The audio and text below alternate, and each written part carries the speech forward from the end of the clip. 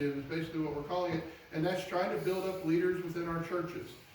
We just had a lay servant training last Saturday, take that back, last Saturday, which we talked about worship and worship planning. We also talked about the constitutional amendments that are going to be voted on at annual conference in May. And then the other is the Hope Harvest Initiative. That's the food insecurity initiative that we have. We are doing the community garden back at the conference center, at the Joyce Center again this year, along with having a greenhouse built there. We're also building 2 other greenhouses at 2 other churches in the conference later this year.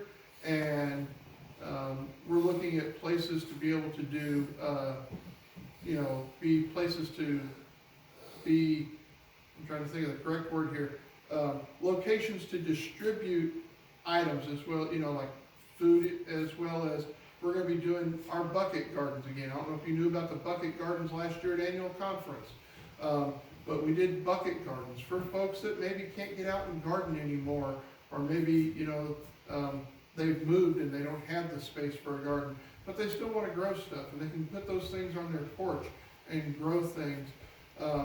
And so, those are the 4 initiatives that the conference is focusing on right now, trying to re-engage the churches with the community, to reach out to folks in the community, because we know that right now it's a hard time in and around our communities. As I shared, the bishop does have 5 priorities he's wanting us to focus on.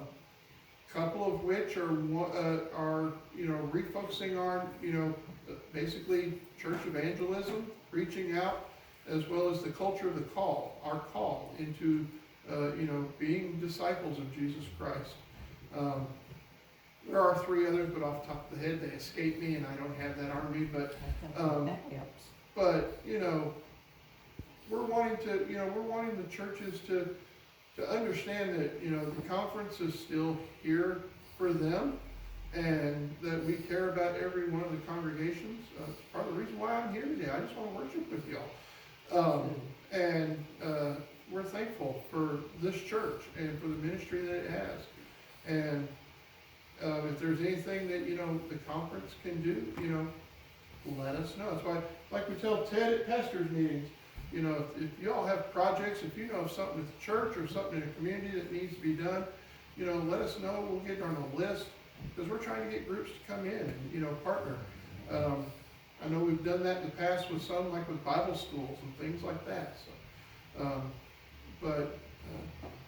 that's just some of the stuff that we're trying to do right now to revitalize the conference and the congregations, to encourage churches. We're also hoping for some new pastors this year in a couple of places.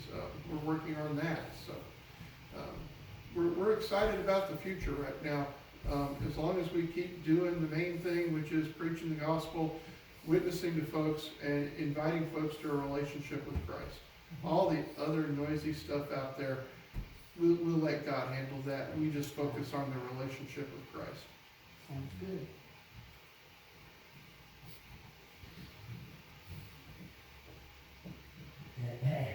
Someone else like to say something?